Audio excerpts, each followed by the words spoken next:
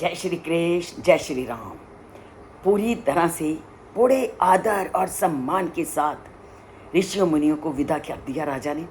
और ऋषि मुनियों के आदेश को पूरी तरह से उन्होंने अपने मंत्रियों को कहा कि आपने अब जो मुझे पुत्रेष्टि यज्ञ करना है, इस यज्ञ की पूरी तैयारी में जुट जाओ ताकि कोई विघ्न बाधा उस यज्ञ में ना आए। उसके बाद उन्होंने क्या किया? उसके बाद उन्होंने राजनिवास में प्रवेश किया, जिस राजनिवास में उनकी पत्नियां रहती थी। अब जब राजनिवास में प्रवेश कर लिया तो राजा ने क्या किया, उसका वर्णन वाल्मीकि आज के श्लोक में करते हैं। तथा स गत्वा ता पत्नी नरेंद्रो हृदयम प्रिया उवाच दीक्षाम विशत यक्षे अहम सुत कारणात्। और जब उन्होंने राजनिवास में अपनी पत्नियों के सामने गए तो अपनी पत्नियों को उन्होंने क्या कहा कि, और वो पत्नियां क्या थी, राजा को अपने हृदय से भी ज़्यादा प्रिय थी। और उस समय उन्होंने अपनी पत्नियों को कहा कि मैं संतान प्राप्ति के लिए यज्ञ करने जा रहा हूँ। यक्षे अहम सुत कारणात्। सुत मीन होता है अपनी संतान की प्राप्ति के लिए, यक्षे की मैं यज्ञ करने जा रहा हूँ।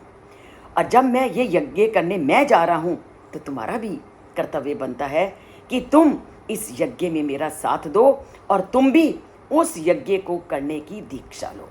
तो अपने मन के भावों को उन्होंने अपनी पत्नियों को पूरी तरह से स्पष्ट कर दिया कि मैं अपनी संतान की प्राप्ति के लिए यज्ञ करने जा रहा हूँ और इस यज्ञ में तुम्हें भी दीक्षा लेना जरूरी है, तुम भी यज्ञ की दीक्षा लो।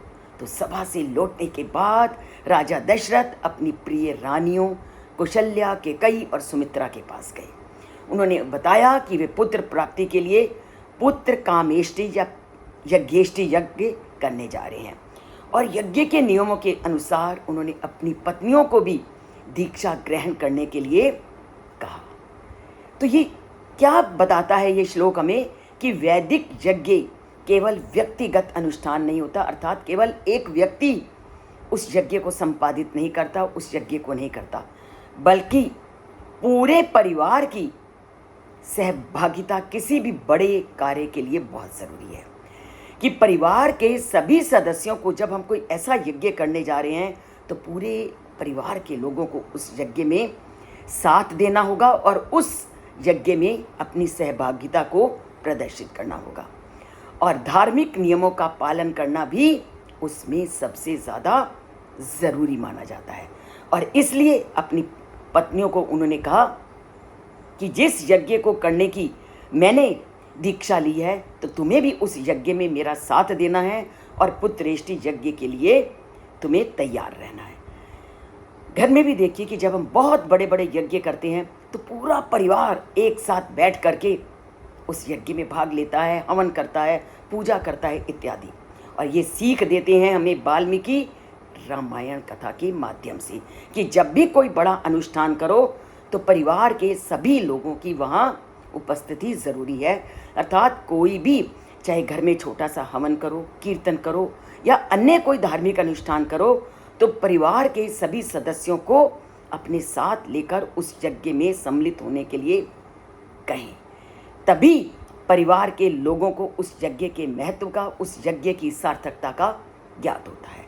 तो परिवार के सदस्यों में इन भावों को उत्पन्न करना है तो रामायण के श्लोकों को जानना है, समझना है, जीवन में लागू करना है। इसके लिए चैनल से जुड़ना है। सब्सक्राइब नहीं किया तो सब्सक्राइब कीजिए और लाइक का बटन दबाते जाइए, राम जी से नाता जोड़ते जाइए।